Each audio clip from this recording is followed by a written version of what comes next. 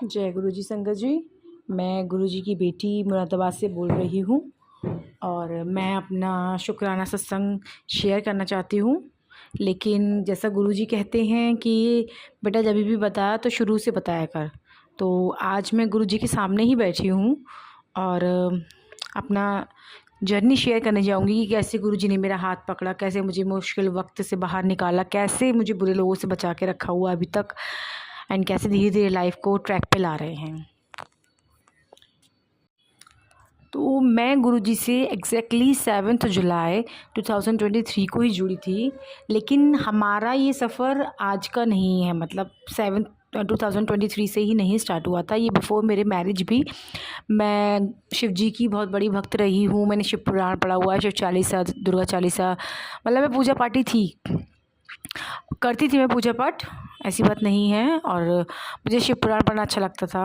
और जब उसमें लास्ट में लिखा होता है ना कि आप अगर उसे 3 बार पढ़ लो या 5 बार पढ़ लो तो आप गुरु जी के चरणों के आप मतलब प्रीत हो जाते हो, आप उनके फेवरेट हो जाते हो, या आप खुद ही एक शिव तत्व हो जाते हो, इस टाइप से। तो मुझे बहुत था कि मैं उसे 3 बार भी पढूं, लेकिन वो 2 बार पढ़ने के बाद ही जब मैंने उसे तीसरी बार उठाया पढ़ने के लिए तो उसमें ना दीमक लग गई थी। शायद गुरुजी नहीं चाह रहे थे कि मैं पढूं, क्योंकि मेरा गुस्सा बहुत बहुत ज़्यादा है।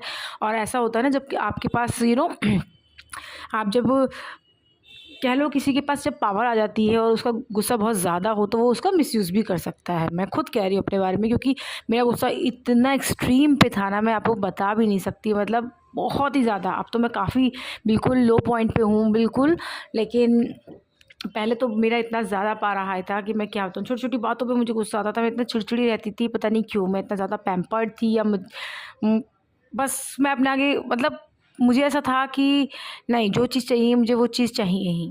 तो जब आप सबके फेवरेट हो जाओ ना, अपने मम्मी-पापा के भी, अपने टीचर्स के भी और अपने रिलेटिव्स के भी, तो आप बहुत ज़्यादा सर पे चढ़ जाते हो।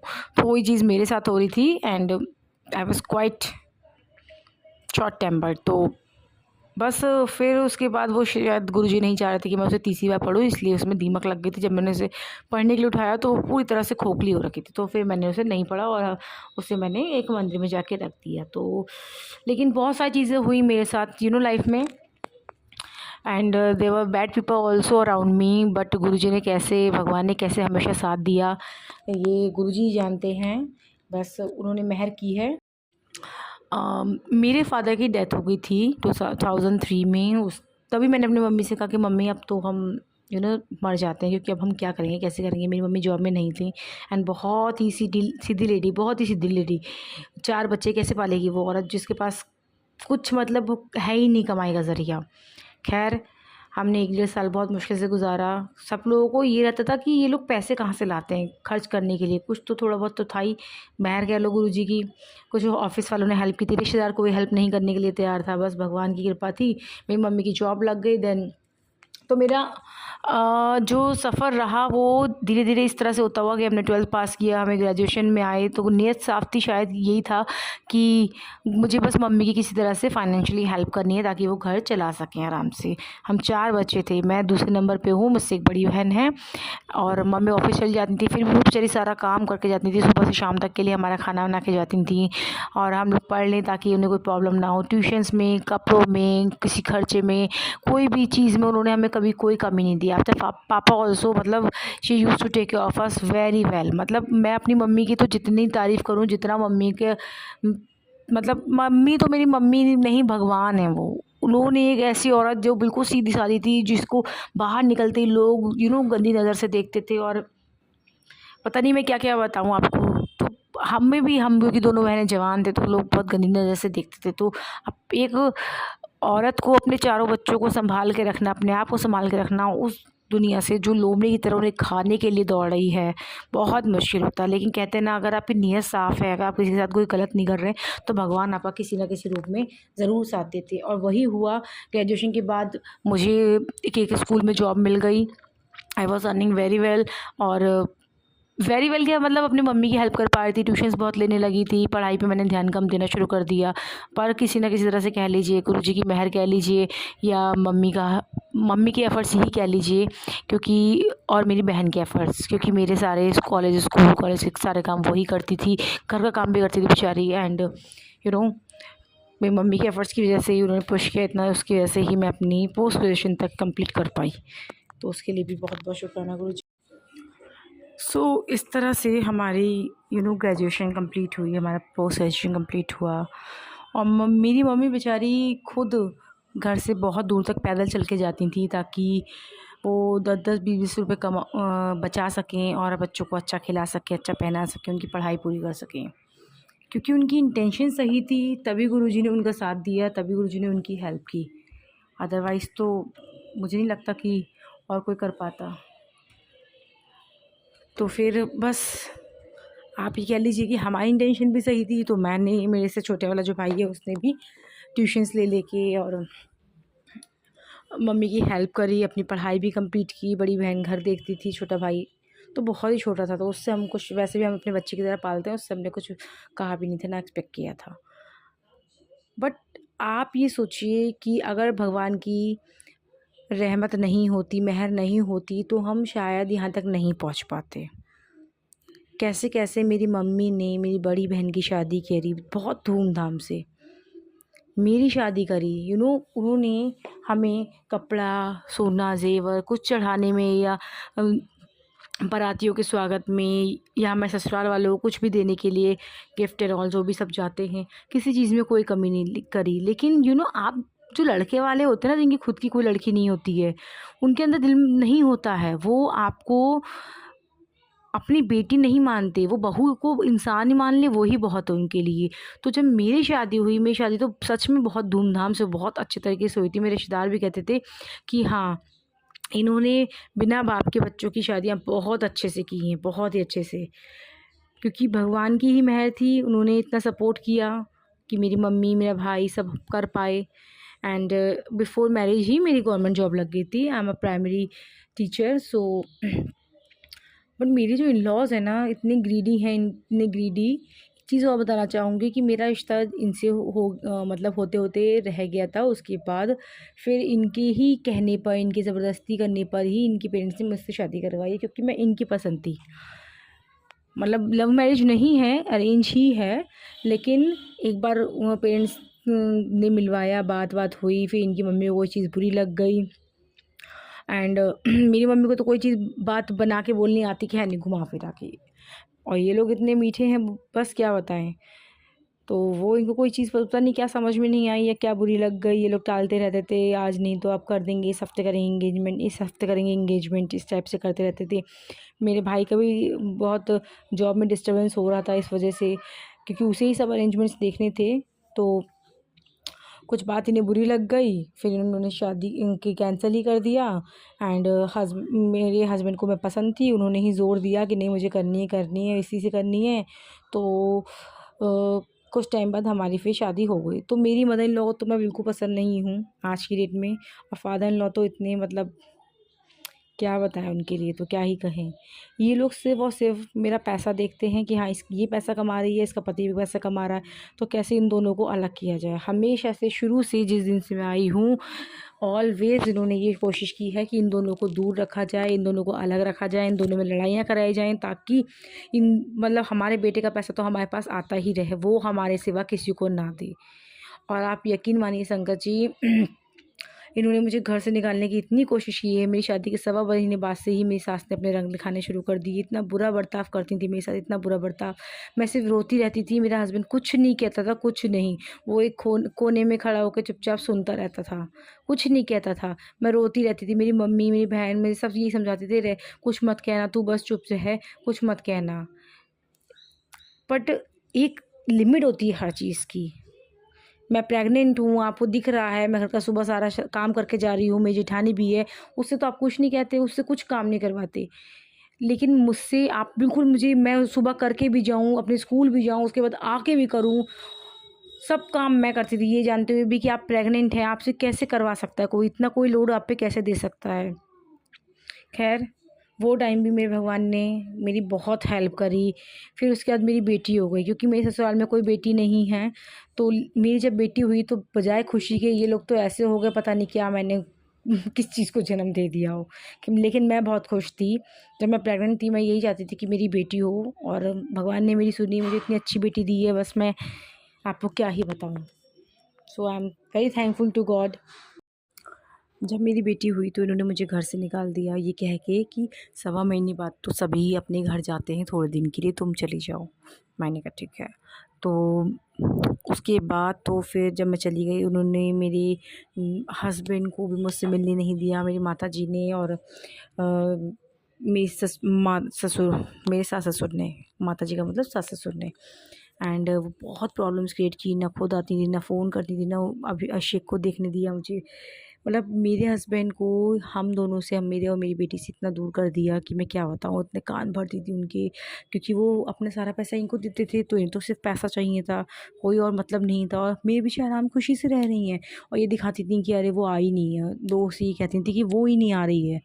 और जबकि खुद ही मेरे हस्बैंड से ये कहलवा दिया था कि उसको मत लाना, क्योंकि मैंने अपनी अलमारी में ताला लगा के गई थी। आप बताओ, जब आप मुझे कहीं बाहर भेज रहे हो तो मैं लगाऊंगी ताला? इससे पहले मैंने पूरे 1 साल तक रही घर में, कभी ताला नहीं लगाया। यहाँ तक कि स्कूल खोल छोड़ जाती थी तो भी लॉक खोल के जाती थी, और जब वापस आती थी तो मुझे सामान कई बार अपना टस्ट मिला कि यहाँ से वहाँ हुआ, तभी मैंने कभी शिकायत नहीं करी। कभी मेरा पलंग खोल के सामान चेक कर रही हैं, कभी मेरी अलमारी खोल के सामान चेक कर रही हैं। तो वो चीज़ें मुझे दिखती थी, बट मैंने कभी अपने हस्बैंड से या अपनी मम्मी से कभी नहीं कही। लेकिन जब मैं अपने घर गई, इतनी टाइम के लिए जा रही हूँ, आपने मुझे कहा है कि 2 दिन, लेकिन 2 दिन थोड़ी ना आप मुझे छोड़ दोगे। मुझे तो पता था कि आप कुछ दिन रुको, कहोगे ही, क्योंकि बहुत जाड़े थे उस समय। मेरे हस्बैंड ने कहा कि 2-4 दिन के लिए ज़रा पैक वैक्स अच्छे से कर लेना, और जबकि हस्बैंड से पूछ के भी गई थी। लेकिन इन लोगों ने वहाँ जाने के बाद जब मैं पहुँच गई, इतना ड्रामा किया कि बस अब तुम वहीं रहो अकेले, अपनी बच्चे को पालो और कुछ नहीं। मैं बहुत परेशान थी, बहुत ही ज़्यादा, लेकिन मैं क्या करती, मैंने सोच लिया कि अब नहीं, अब मैं अलग ही होऊंगी। बस कैसे कैसे भगवान ने ही सब चीज़ें सही की हैं। मैं ही जानती हूँ मैंने कितना स्ट्रगल किया है अपने बच्चे के साथ। आज भी मेरे 2 बच्चे हैं, एक बेटी है बड़ी और एक छोटा बेटा है, और मेरी जेठानी के भी एक बेटा है। मैं तो बच्चों में फ़र्क नहीं करती, लेकिन इन लोगों ने मेरी बेटी और लड़कों में इतना फ़र्क किया है कि मैं मन दुखी हो जाता है अंदर से, और मैं उसके लिए लड़ती हूँ। इन लोगों को ये चीज़ बुरी लगती है कि तुम क्यों बोलती हो, जबकि हम सबको इतना प्यार करते हैं, हम सबको इक्वल समझते हैं। लेकिन नहीं, वो आप जैसा बोलने की, आपकी टोन से ही पता चल जाता है कि आप किस में फ़र्क कर रहे हैं और किस में फ़र्क नहीं कर रहे हैं।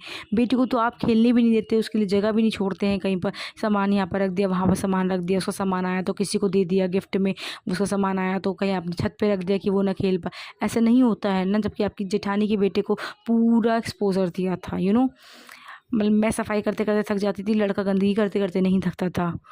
और मेरी बेटी के साथ तो बिल्कुल ही उल्टा हुआ। खैर, कहते हैं कि भगवान शायद लड़की भी उसी को देता है जिस पे भरोसा होता है कि वो पाल लेगा। तो हमें दी है, मुझे और मेरे पति को इसी भरोसे के साथ दी होगी। खैर, मेरे पति भी, मतलब अगर मेरे और मेरी सास के बीच में कुछ बात हो जाए, वो मुंह बना लेती थी हर बात पे, तो मेरी बेटी उनको पापा पापा कहते रहती थी, लेकिन मेरे हस्बैंड कभी रिस्पॉन्ड नहीं करते थे इस बात के लिए, अगर उनका मूड ऑफ है तो। और मैं बहुत लड़ती थी उनसे कि आप बच्ची के लिए क्यों वो कर रहे हो, बच्ची को क्यों अपना गुस्सा दिखा रहे हो। बात तो मेरी और उनकी हुई है ना। खैर, जब भी उनकी हुआ तो उनके साथ सब खड़े हो गए, क्योंकि घर में सासों की ही चलती है, और वो बहुत बुरी हैं, आज की डेट में भी वो बहुत बुरी हैं, वो नहीं सुधर सकती। बट मेरे गुरुजी ने मुझसे कहा है कि तू छोड़ दे इन सब बातों को, मैं हूँ, इन सबको छोड़ दे, कुछ मत दे जवाब किसी को, मैं हूँ, वक्त देगा जवाब, मैं दूंगा। तो बस जब से मैं गुरुजी से जुड़ी हूँ, मैंने हमेशा यही मांगा है कि मेरा गुस्सा शांत कर दीजिए और मेरे दिमाग में शांति दे दीजिए, क्योंकि सब कुछ है मेरे पास, बस एक यही 2 चीज़ों की कमी थी। मानसिक सुकून तो तभी मिलेगा ना, जब मैं ये सोच लूँ कि हाँ, जो हो रहा है वो भी गुरुजी की मर्ज़ी से हो रहा है, क्योंकि मेरे कष्ट कट रहे होंगे। जब मैं ये सोच लूँ कि ये लोग जो कर रहे हैं मेरे साथ बुरा, ये इनके कर्मों में जुड़ेगा, अगर मैं बुरा करूँगी तो वो मेरे कर्मों में गिना जाएगा। तो बस मैंने गुरुजी से यही कहा कि मेरा बस गुस्सा शांत करा दीजिए, क्योंकि जब मुझे गुस्सा आता है ना, तो मैं सबको, मतलब सच ही बोल देती हूँ, झूठ ही नहीं बोल पाती, घुमा फिरा के बोल ही नहीं पाती हूँ। सामने कोई भी खड़ा हो उसको बता देती हूँ कि आपकी ये बात गलत थी, आपकी ये बात गलत थी, आपने ऐसा कहा था, वैसा कहा था। जो मुझे नहीं करना है। Let them do whatever they are doing. वो अपने लिए कर रहे हैं बुरा, करने दो। जय गुरु जी संगत जी। मैं गुरु जी की बेटी मुरादाबाद से अपना सत्संग शेयर करना चाहती हूँ। सबसे पहले तो बहुत बहुत शुक्रिया गुरु जी, बहुत बहुत शुक्रिया। इतनी जो टेंशन्स लाइफ में चल रही हैं आजकल, इतनी गर्मी भी है, तो आदमी इतना ज़्यादा चिड़चिड़ा हो जाता है हर चीज़ से। स्टिल दिमाग में, दिल में सुकून देने के लिए बहुत बहुत शुक्राना। दूसरा, आजकल मुझे बहुत सारे बटरफ्लाई रूप में दर्शन दे रहे हैं गुरुजी। तो मतलब मुझे इतनी सारी बटरफ्लाईज दिखाई देती हैं अपने घर से स्कूल, स्कूल से घर तक के रोज़। उसके लिए भी बहुत बहुत शुक्राना। और कल क्या हुआ कि जब मैं घर जा रही थी अपने, तो ऑटो में मैं आगे बैठती हूँ, एंड ऑटो का जो आगे वाला भैया होता है उसके ठीक आगे तक एक पिजन था जो रोड पे था। भैया ने हॉर्न भी दिया लेकिन वो उड़ा नहीं, और वो सिर्फ चलता चलता चला जा रहा था। और मैंने जैसे ही हम बिल्कुल जो आगे वाला व्हील होता है वो उस कबूतर के पास तक पहुंचा, दोपहरी में इतनी सी एक ही पिजन था रोड पे, एंड ही वाज वॉकिंग। सो जब मैंने जैसे ही बिल्कुल पास पहुंचा तो मैंने भैया जी से कहा कि भैया प्लीज़ रोक दो, वो उड़ नहीं पा रहा है शायद। और जैसे ही मैंने ऐसे कहा, वो भैया ने ब्रेक लगाया एंड सडनली वो उड़ गया। तो मैंने कहा मन में, जय गुरु जी, अच्छा ये गुरु जी आप ही थे, शायद मुझे दर्शन देने आए थे। एंड बहुत बहुत शुक्राना गुरु जी। और प्रॉब्लम्स तो चलती रहती हैं, अगर प्रॉब्लम्स नहीं होंगी तो हम गुरु जी को कैसे याद करेंगे। लेकिन मेरा कहना यही है, अगर आपको सुख मिले तो भी आप गुरु जी को याद करो, दुख मिले तो भी याद करो। क्योंकि क्या होता है, हम दुख में तो याद कर लेते हैं गुरु जी को, सुख में याद करना भूल जाते हैं। तो मेरी यही प्रार्थना है सबसे कि सब गुरु जी को सुख में भी याद करें। And thank you Guru ji, because yesterday I got a gift from my husband, because मेरा बर्थडे आने वाला है। सो एक अनएक्सपेक्टेड गिफ्ट उन्होंने मुझे दिया सडनली, अचानक कहीं से, पता नहीं, आई डोंट नो। वैसे वो देते हैं, हर बार देते हैं, कुछ ना कुछ ओकेज़न होता है, हमेशा देते हैं। लेकिन कल मतलब मेरे दिमाग में था ही नहीं, क्योंकि अब मैं गुरु जी पे सब कुछ छोड़ चुकी हूँ। So yes, thank you so much Guru ji, very very thank you. और एक चीज़ है जो चल रही है अभी भी, मैं गुरु जी से अरदास करूँगी कि वो भी चीज़ सॉर्ट आउट कर दें, वो थोड़ा सा ईजी हो जाएगा लाइफ। आई एम श्योर वो सब कुछ ठीक कर देंगे धीरे धीरे। और बस क्या कहूँ, गुरु जी पे सब कुछ छोड़ दीजिए, आप गुरु जी को सरेंडर कर दीजिए। सिर्फ सुबह सुबह आप जब भी आप उठें, सबसे पहले उनका शुक्राना कीजिए, और फिर उनका गुरु जी का मंत्र जाप अपने फ़ोन में चला दीजिए, और पूरे घर में उसकी वाइब्रेशंस को, पॉजिटिव वाइब्रेशंस को अपने फैल जाने दीजिए। हो सके तो तेज़ वॉल्यूम में चलाइए, मैं तो थोड़ा लो में चलाती हूँ, बिकॉज मॉर्निंग में सब लोग सो रहे होते हैं, मुझे जल्दी उठना होता है, तो मैं लेकिन चलाती ज़रूर हूँ, ताकि वो जो थोड़ी वाइब्स हैं वो पूरे घर में फैल जाएँ। एंड कोशिश ये कीजिए कि जब भी आप खाना पकाएं तो किचन में भी थोड़ी देर के लिए अपना भजन चला के, या गुरु जी का शुक्राना, या कुछ भी सत्संग वगैरह चला के आप छोड़ दीजिए, ताकि वो जो वाइब्स हैं वो खाने के थ्रू सब में, सबके दिलो दिमाग, बॉडी में जाएं। एंड अपने आप को अरदास तो आप कीजिए गुरु से, जो आपकी अरदास है, मंत्र जाप कीजिए पहले, उसके बाद अरदास कीजिए, और उसके बाद फिर गुरु जी पे छोड़ दीजिए। ठीक है, वो जो अच्छा होगा वो आपको देंगे। और बहुत बहुत शुक्रिया गुरु जी, बहुत बहुत शुक्रिया मेरी ज़िंदगी में आने के लिए। जय गुरु जी, शुक्राना गुरु जी। संगत जी, गुरु जी ने मुझे कल या आई थिंक परसों एक मैसेज के थ्रू ये कहा था कि मैं तेरे घर आ रहा है, चाय पी लें। तो मुझे वो बात मैंने पढ़ी और उसके बाद मैं भूल गई थी। लेकिन कल मेरे घर एक अंकल आए थे, काफ़ी एजेड थे, क्योंकि मेरे हस्बैंड से उन्हें कुछ काम था तो वो आए थे। एंड मुझे एकदम अचानक से याद आया कि हाँ, हो सकता है कि गुरुजी आए हों उन अंकल के रूप में। उन्होंने चाय पी और थोड़ा सा स्नैक्स वगैरह लिया, एंड वो चले गए, और वो हमारे लिए आम और कुछ और भी चीज़ें गिफ्ट लेके आए थे। तो मतलब फिर बाद में मुझे याद आया सुबह ही कि गुरुजी ने मुझसे कहा था कि हाँ, मैं तेरे घर आ रहा है चाय पीने। तो हो सकता है उन अंकल के रूप में ही गुरुजी आए, क्योंकि किसी न किसी रूप में तो आएंगे ही गुरुजी ना, आपको दर्शन देने जब उन्होंने कहा है। तो उसके लिए बहुत बहुत शुक्राना गुरुजी, लव यू गुरुजी। तो मैं लेटी जैसे ही आंखें बंद करके, रूम में बिल्कुल डार्क था, बस वो एक सॉकेट बल्ब चल रहा था छोटा सा। एंड मैंने ये देखा आंखें बंद करते ही कि मेरे सामने वाली वॉल पे गुरुजी का लाल और काले चोले में जो स्वरूप है जो मेरे पास अभी भी है छोटे स्वरूप के रूप में, वो बहुत बड़ा स्वरूप मेरी दीवार पे है। और एक फेस टाइप की मूर्ति भी है मेरे रूम में, जिसकी मुझे बैक साइड ही दिख रही है। वो रूम पूरा बिल्कुल खाली है और मैं उस रूम में खड़ी हूँ गेट पर, और मेरी बहन मुझसे कह रही है चल बाहर चलना, अंदर क्यों रह रही है। बट मैं बाहर नहीं निकली। और जैसे ही मैंने आंखें खोली, सामने दीवार पे कुछ नहीं था, हम रूम में थे, everyone was there, everything was there. But जैसे ही मैंने उस समय, आप यकीन मानिए मुश्किल से मैंने 1 मिनट के लिए आँख बंद करी होंगी, मैंने वो विज़न लिया। तो उस समय भी मुझे गुरुजी ने दर्शन दिए थे अपने, जिसके लिए भी बहुत बहुत शुक्राना गुरुजी, जय गुरुजी। उसके बाद भी मुझे कई बार 2 बार एग्जैक्टली सेम टाइम पे 2 दिन तक एक ही पॉइंट पर, एक ही जगह पर बहुत स्ट्रॉन्ग फ्रेगरेंस आई है। इतनी तेज़ खुशबू आ रही थी। और उस दिन मैं अपने हस्बैंड से थोड़ी सी नाराज़ थी, तो हम नहीं बोल रहे थे। और मेरे इन-लॉज़ जो है वो नीचे सोने के लिए जाते हैं रात में। तो आई गेस ये 8 बजे के बाद, 9 बजे के बाद की बात है, क्योंकि वो लोग थोड़ा जल्दी सो जाते हैं। एंड इतनी स्ट्रॉन्ग खुशबू आई, मुझे मंदिर के बाहर ही आ रही थी। मैंने मंदिर खोल के देखा, कोई खुशबू नहीं आ रही थी। मैंने इधर-उधर चल के देखा, थोड़े से एरिया में आ रही थी वो खुशबू। अब मुझे लगा शायद मेरी मदर इन लॉ ने कोई स्प्रे किया होगा। एंड बट मुझे समझ में नहीं आया वो क्या था। नेक्स्ट डे फिर मुझे सेम टाइम पे सेम जगह पे खुशबू आ रही थी, एंड आई वाज शॉक्ड। फिर मैंने अपने हस्बैंड से पूछा आपको खुशबू आ रही है? बोले मुझे हाँ, हल्की हल्की सी आ रही है।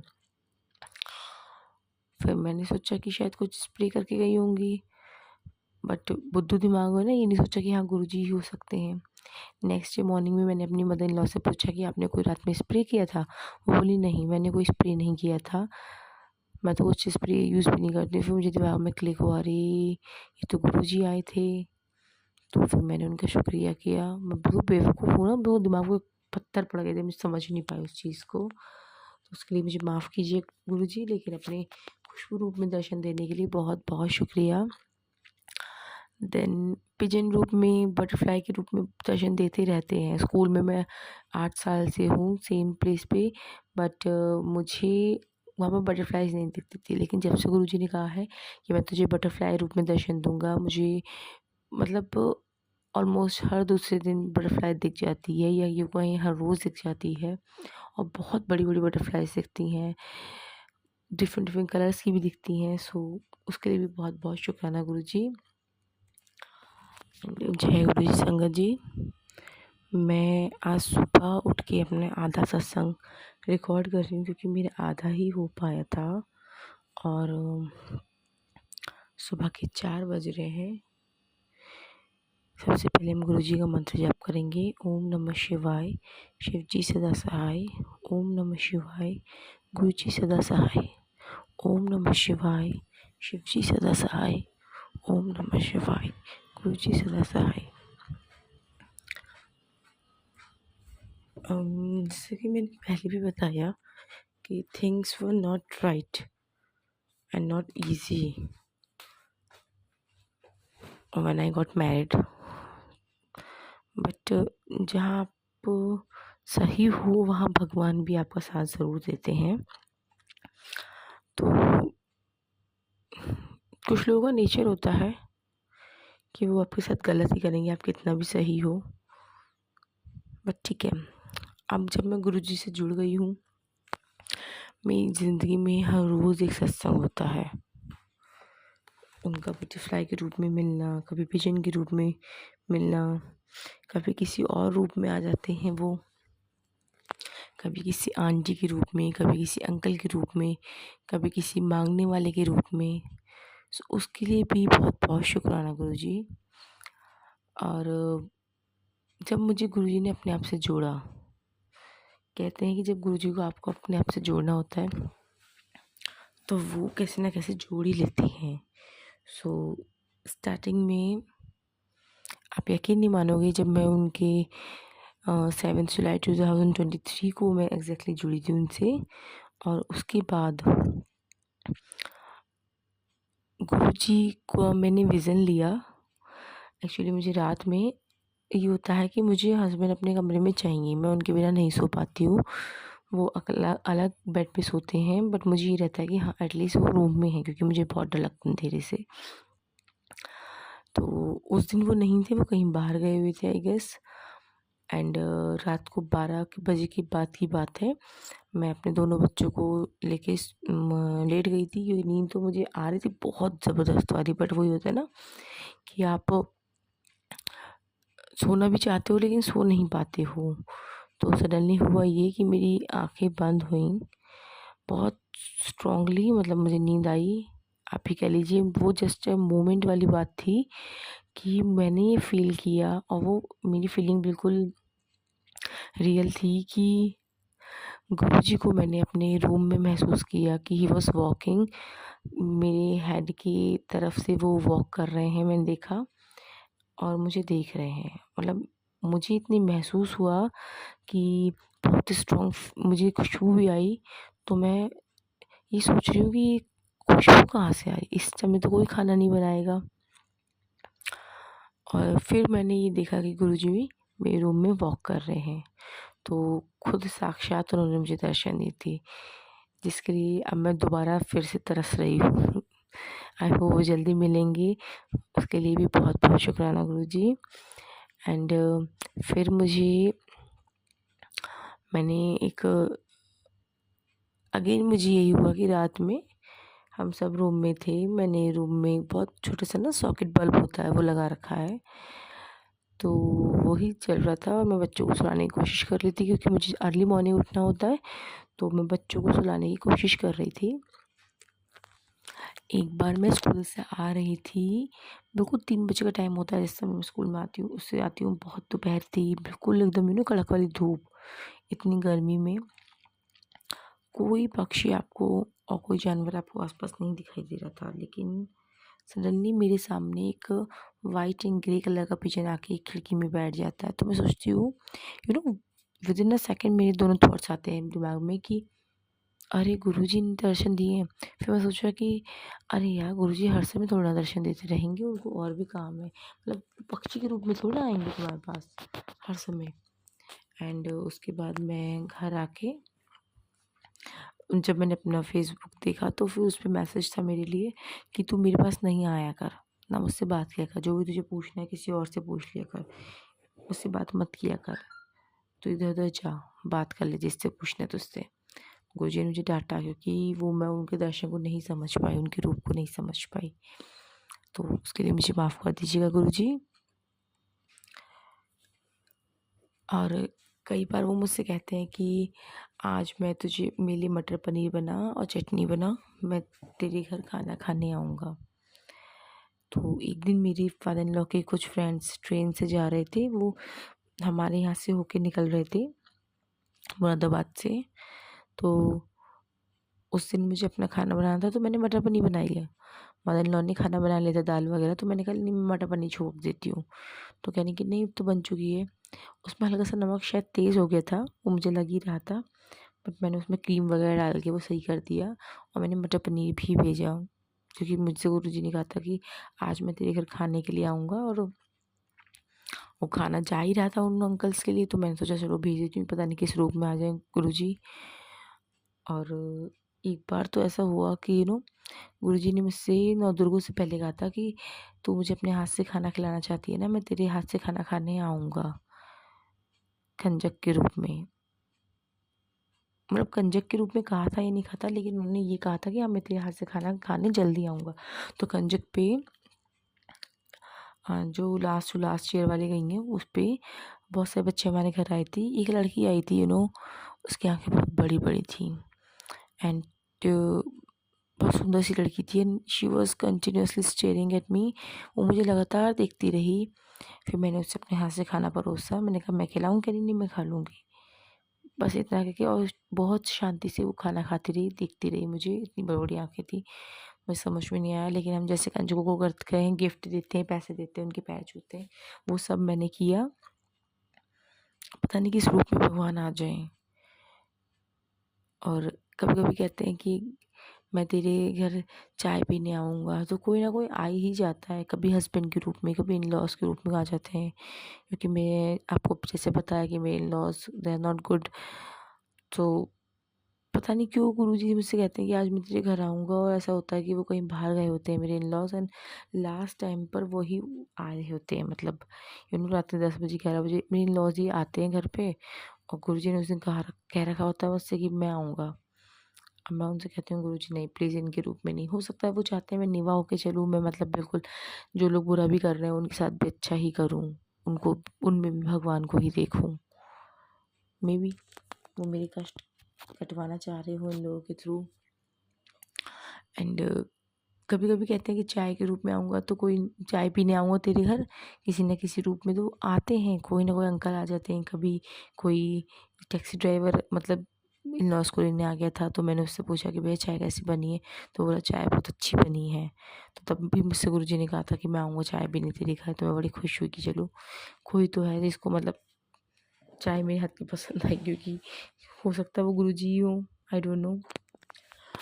संगत जी एक बात कहना चाहूँगी मैं, हम लोग ना ऑब्वियसली मैं भी अपने आप को इंक्लूड करूँगी, हम लोग ना गुरुजी से मांगने में लगे रहते हैं, लेकिन हमें गुरुजी को पर सब कुछ छोड़ देना चाहिए, सरेंडर कर देना चाहिए। मैं भी कर चुकी हूँ, लेकिन कई बार हम लोग फिर भी मांग लेते हैं, तो वो नहीं करिए। आप यकीन मानिए मेरा कि मैंने जब से अपने आप से को बिल्कुल पूरी तरह से गुरुजी पे छोड़ दिया है,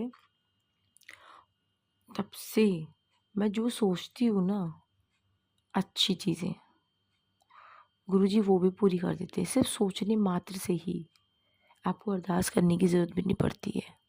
बहुत सारी चीज़ें हैं इससे, बहुत सारी, मतलब गुरुजी आपकी पल पल सुनते हैं। बस वो आपसे ये चाहते हैं तो अपने कर्म चंगे रख, किसी का बुरा ना सोच। जो बुरा कर रहे हैं उनके लिए भी छोड़ दे, सब कुछ छोड़ दे, मैं हूँ उनके लिए बैठा। तो वो अच्छा होके चल, तो नीवा होके चल, क्योंकि हमारे कर्म ही तो हमारे साथ जाएंगे। हम लोग सोचते हैं कि ये दे दो हमें, वो दे दो, नहीं। मेरे पास तो मेरा अपना खुद का घर भी नहीं है, क्योंकि मैं अपने इन-लॉज़ के साथ रहती हूँ। एंड वो मुझे पहले बहुत कहते रहते थे, हर रोज़ लगभग ये था कि इसे निकालो घर से, इसे घर से निकालो, इसे निकालो। और जब मैं जाने को होती थी तो वही ड्रामा शुरू कि नहीं जाओ बेटी, ये है वो है, फलाना है ढिमकाना है। तो मतलब मैं बिल्कुल बहुत ज़्यादा परेशान हो गई थी।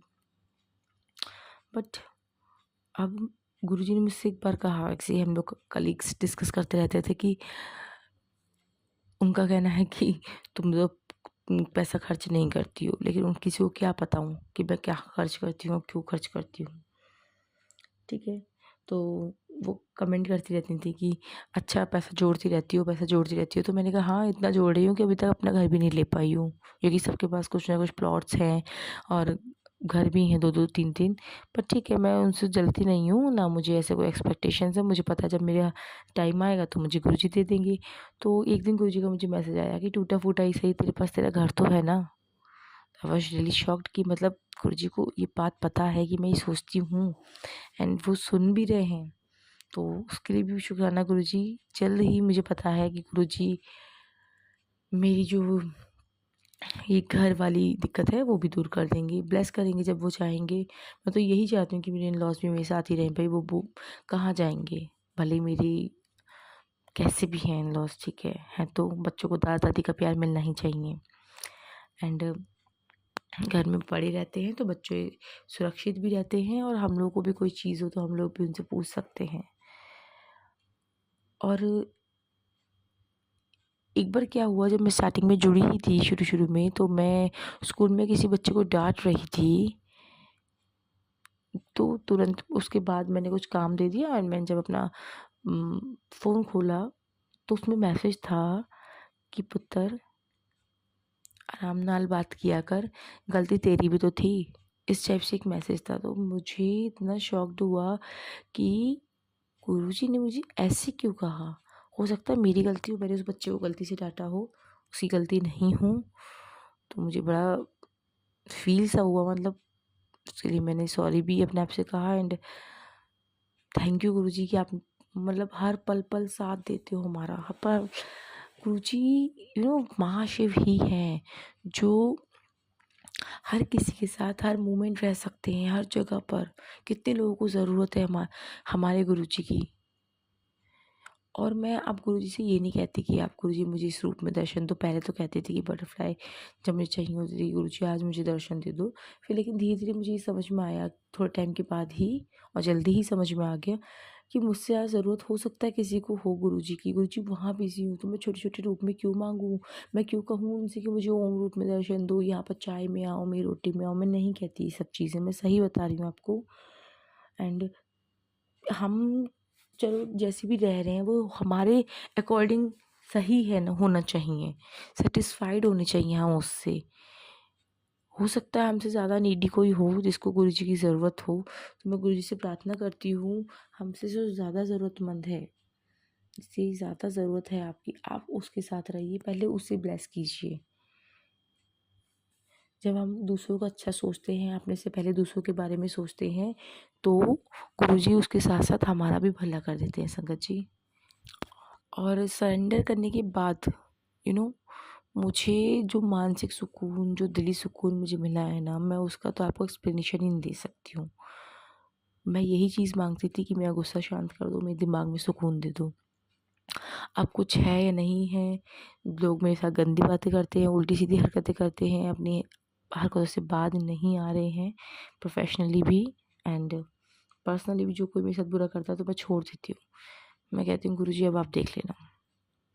प्रोफेशनली भी मैंने अब बेकार में बहस में पढ़ना, किसी को उल्टा सीधा जो बोल रहा है जवाब देना, उसके लिए छोड़ दिया है, क्योंकि अब मेरे गुरुजी हैं, वो देख लेंगे। तो अगर आप सच मायनों में गुरुजी से जुड़ गए हो तो कंप्लीटली सरेंडर कर दो, कंप्लीटली। और आपको कुछ करने की ज़रूरत नहीं है, बस उनसे रात को सोने से पहले 2 मिनट बात कर लो। बात भी नहीं कर पाओगे तो उनके सामने 2 मिनट रुक जाओ, उनसे उनका हाल चाल पूछो गुरुजी का। उनसे ये पूछो कि आप कैसे हैं, हमारे कहीं हम जाते हैं तो उन्हें साथ लेके जाओ, कहीं से आओ तो सबसे पहले उनसे मिलो। गुरुजी सिर्फ आपको ही ब्लेस नहीं करेंगे, वो आपसे जुड़े हर व्यक्ति को ब्लेस करते हैं। मेरे फ्रेंड के हस्बैंड को भी उन्होंने ब्लेस किया, जिसका सपना उन्होंने जब दिखाया कि ऐसे ऐसे कुछ ऑपरेशन हुआ है उनकी आइज़ का, तो उनके भी कष्ट काटे गुरुजी ने मेरे सपने में आके। उसके लिए भी बहुत बहुत शुक्राना गुरुजी।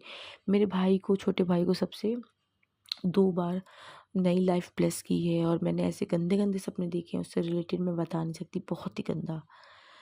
तो उसको भी नई लाइफ ब्लेस की है गुरुजी ने, उसके लिए भी बहुत बहुत शुक्रिया गुरुजी। मेरी मम्मी को भी लाइफ ब्लेस की है, उन्हें गुड हेल्थ ब्लेस की है, उसके लिए भी बहुत बहुत शुक्रिया गुरुजी।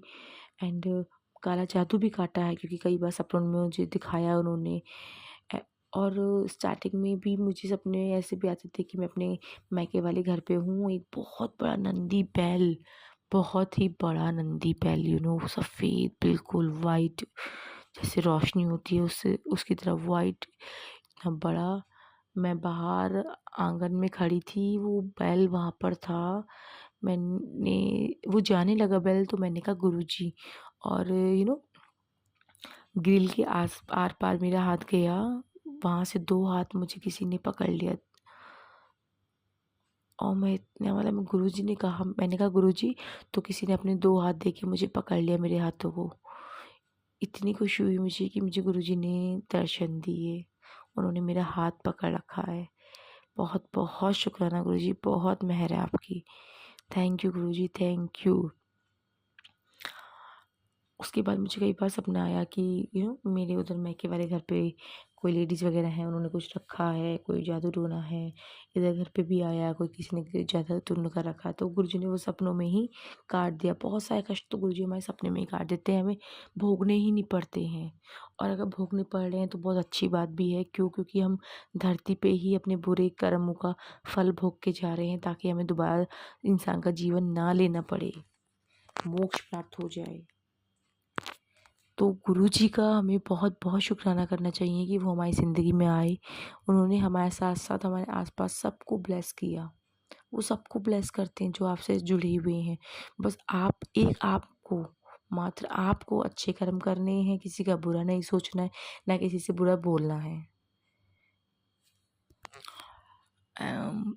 एक चीज़ और, अभी मेरे हस्बैंड का ट्रांसफ़र से रिलेटेड कुछ प्रॉब्लम चल रहा है, मतलब उनका ट्रांसफ़र हो गया है लेकिन रुक भी गया है। उन्होंने लीव्स वगैरह ले रखी हैं, still in the same city, but Guruji को भी पता है कि हमें उनको हमारी कितनी ज़रूरत है। मैंने गुरुजी से कहा था कि गुरुजी, वैसे तो मैंने पहले तो जब हुआ तो मैंने स्टार्टिंग में बिल्कुल उन पे छोड़ दिया। मैंने कहा देख लेना गुरुजी, आप ही को आप पे छोड़ रखा है, मैं आपसे कुछ नहीं कहूँगी। मुझे पता है आप जो करेंगे सही करेंगे, क्योंकि मेरी मदर इन लॉ बहुत ज़्यादा नेगेटिव है। मैं चाह रही थी कि उनसे दूर हो जाऊँ मैं किसी तरह से, उनकी नेगेटिविटी से। तो गुरुजी ने पहले तो मेरी किचन अलग करवाई। अब हम एक ही किचन में अलग अलग खाना पकाते हैं। और अब शायद वो चाह रहे हैं कि गुरुजी कि मैं इनसे पूरी तरह से दूर रहूं, क्योंकि ये मेरा भला नहीं सोच सकती। खैर, मैं गुरुजी से यही कहती हूँ कि आप जो करोगे अच्छा ही करोगे। और मैं बस इतना चाहती हूँ कि मैं, मेरे बच्चे दोनों मेरे हस्बैंड के साथ ही रहें, चाहे यहाँ रहें चाहे किसी और सिटी में रहें, हम चारों साथ रहें। बस गुरुजी से आपसे बस यही अरदास है, ये अरदास पूरी कर देना। बाकी मुझे कोई मटेरियलिस्टिक चीज़ें नहीं चाहिए। जो भी करते हो आप अच्छा ही करते हो, सब अच्छा करोगे। सबका भला करिए गुरुजी, सबका भला कीजिए। अपना भी ध्यान रखिए, क्योंकि वो बहुत ज़्यादा ज़रूरी है। आप अपना ध्यान रखोगे तभी हम लोग खुश रह पाएंगे, आप अच्छे रहोगे। क्योंकि कई बार मैंने ऐसे फेसबुक पे देखा कि जो गुरुजी का मैसेज आता है ना, उस पर जो स्वरूप लोग लगा के भेजते हैं, वो स्वरूप थोड़ा सा, मतलब उस पर कुछ स्पॉट्स वगैरह थे। तो चूँकि वो मुझे दिखाई दे रहे हैं, तो हो सकता है गुरुजी ने मेरा या किसी और का कष्ट ले रखा हो अपने ऊपर, तभी तो उनके ऊपर आँच आई है। मतलब आँच तो क्या ही आ सकती है, लेकिन उनको तो इफ़ेक्ट हुआ ना उस चीज़ का, उनको तो तकलीफ़ हुई ना। क्यों हम लोग बुरे कर्म कर रहे हैं, वो भला करने वाला महाशिव करता ही चला जा रहा है, अपने ऊपर लेता ही चला जा रहा है। मुझे बहुत दुख है संगत जी इस बात का कि मैं गुरुजी से तब क्यों नहीं मिल पाई जब वो चोले में थे। मैं उन्हें देखना चाहती थी बहुत। मेरा, जब मैं देखती थी ना वो सत्संग में कि जो कुछ संगत जी हैं वो उनका पैर दबा रही हैं, कोई हाथ दबा रहे हैं, तो मेरा भी मन करता था कि काश मैं भी करूँ। तो एक बार मुझे ड्रीम आया सी कि गुरुजी मेरे घर पे आए हैं हंसते खिलखिलाते हुए, एंड मैंने उनके पैर छुए हैं, मेरी बहन ने उनके पैर छुए, और मम्मी भी थी, दोनों भाई भी थे वहीं पर ही, सबने उनके दर्शन किए। तो उसके लिए भी बहुत बहुत शुक्राना गुरुजी। मैं बड़े मंदिर भी होके आई। मैं बहुत टाइम से चाह रही थी कि मैं बड़े मंदिर जाऊँ। मैंने अपने हस्बैंड से कहा था, तो उन्होंने मुझसे कहा कि नहीं, छुट्टियों में चली जाना। अभी जो समर ब्रेक हुआ है उस था पीछे, उसमें कह रहे थे वो जाने के लिए, लेकिन वो मना कर रहे थे खुद जाने के लिए। फिर मैंने सोचा कि ठीक है, मैं कैब करके अपने बच्चों के साथ ही चली जाऊंगी। मैंने प्लान भी कर लिया पूरा कि नेक्स्ट डे मुझे जाना है, कैब भी बुक कर ली। मैंने एक अपनी जो फ्रेंड है जिनके थ्रू मैं जुड़ी हूँ गुरुजी से, मैंने उन्हें मैसेज किया कि मैं ऐसे ऐसे जा रही हूँ, अगर आपको चलना हो तो आप चलो। तुरंत उन्होंने मुझे कॉल बैक किया, बोली कैसे जा रही है, किसके साथ जा रही है। मैंने कहा सिर्फ बच्चे और मैं जा रही हूँ। तो कह रही तुम पागल हो क्या, तुम जाओगी, कल थर्सडे है, 4 बजे से खुलता है, पता नहीं कितनी देर लगेगी, तुम वापस कब आओगे, दिल्ली का ट्रैफिक भी बहुत होता है, बहुत देर भी हो सकती है, 12-1 बजे रात, तो कैसे आई तो बच्चों के साथ अकेले, परेशान हो जाएगी। मैंने कहा हाँ ये बात तो है। कह रही जब किसी और दिन प्लान बनाते हैं, प्लान जाने का जिस दिन पूरे दिन खुलता हो, ताकि कितनी भी देर हो जाए लेकिन हम टाइमली घर वापस आ जाए। मैंने कहा हाँ ये बात तो सही है। तुरंत गुरुजी ने को मेरी फिक्र हुई, उन्होंने मेरा एकदम ये जो प्लान था कैंसिल करवा दिया, क्योंकि पता था उन्होंने ज़िद्दी बेटी है तो प्लान तो कर चुकी है, इसको कैसे मैं समझाऊँ। देन उससे कुछ टाइम बाद मेरे अंकल ने मुझसे, मैंने कुछ कहा था, पता नहीं क्या बात थी, मुझे एग्जैक्टली याद नहीं आ रहा, बट मैंने उनसे कहा कि आप मेरी ना कल की एक ड्राइवर बुलवा दो मॉर्निंग में, मैं निकल जाऊंगी, मुझे बड़े मंदिर जाना है। तो उन्होंने कहा अच्छा कैसे कैसे जाना है, कुछ सोचा है। मैंने कहा मुझे नहीं पता। मैंने कहा मैं बच्चों को छोड़ के जाऊंगी सिर्फ, और सिर्फ मैं ड्राइवर के साथ चली जाऊंगी और दर्शन करके आ जाऊंगी। बोले अच्छा। उन्होंने पूछा कहाँ पर है, मैंने उन्हें बताया छतरपुर पे है। बोले ओके। तो उन्हें कहीं पार्टी में जाना था, बस वो इतना कह के चले गए। वहाँ से आए, उन्होंने मुझसे कहा कल सुबह तैयार हो जाना, 5 बजे के हिसाब से निकलेंगे, और बस रेडी रहना, बच्चों को नहीं लेके जाएंगे ना कुछ नाश्ता करेंगे, बस नहा धो के तैयार हो जाना। मैंने बड़ी खुश, मैंने कहा अच्छे। मैंने कहा कैसे जाएंगे, तो कह रहे मैं ही जाऊँगा तुम्हारे साथ। मैंने कहा चलो, क्योंकि गुरुजी चाह रहे थे और वो कहते भी हैं कि दोनों हस्बैंड वाइफ दोनों ही आया करो मेरे पास। तो हम लोग गए और हमने वहाँ पर दर्शन किए और भीड़ तो काफ़ी थी, बहुत थी, क्योंकि आई गेस संडे का दिन था, बहुत भीड़ थी। पर हमें दर्शन हो गए गुरुजी के, उसके लिए भी बहुत बहुत शुक्राना गुरुजी, बहुत शुक्राना गुरुजी। आपने बड़े मंदिर बुलाया, अपने आप से जोड़ा, सही राह दिखा रहे हो, बस इस राह पे चलाते रहना, हाथ मत छोड़ना कभी भी, और सबका भला करना। मेरे दिमाग में किसी के लिए बुरा ना आए, बुरा थॉट भी ना आए। जो लोग बुरा कर रहे हैं उनको मैं माफ़ कर सकूँ, मेरा दिल इतना बड़ा कर देना। मुझे कोई मटेरियलिस्टिक चीज़ें नहीं चाहिए, नहीं चाहिए मुझे कुछ मटेरियलिस्टिक चीज़ें, सिर्फ आप चाहिए गुरुजी, सिर्फ आप। और इतना करना कि मुझे, मेरे पति, मेरे दोनों बच्चों को हमें साथ में रखना, जहाँ भी रखो, जैसे भी रखो, साथ में रखना बस चारों को, और सुरक्षित रखना प्लीज़ गुरुजी। आपको पता है मेरी मम्मी के सिवा कोई नहीं है, मतलब भाई बहन भी इतना बात नहीं करते हैं, तो ठीक है, उन्हें दूर रखो अगर वो मुझसे दूर रहना चाहते हैं तो, लेकिन खुश रखो। और मेरी मम्मी ने मेरे बहुत कष्ट सहे हैं, बहुत स्ट्रगल किया है, प्लीज़ प्लीज़ उन्हें खुशियाँ दे दो, अब तो खुशियाँ दे दो गुरुजी। मेहर करो गुरुजी, मेहर करो, सब पे मेहर करो, और अपना भी ध्यान रखो।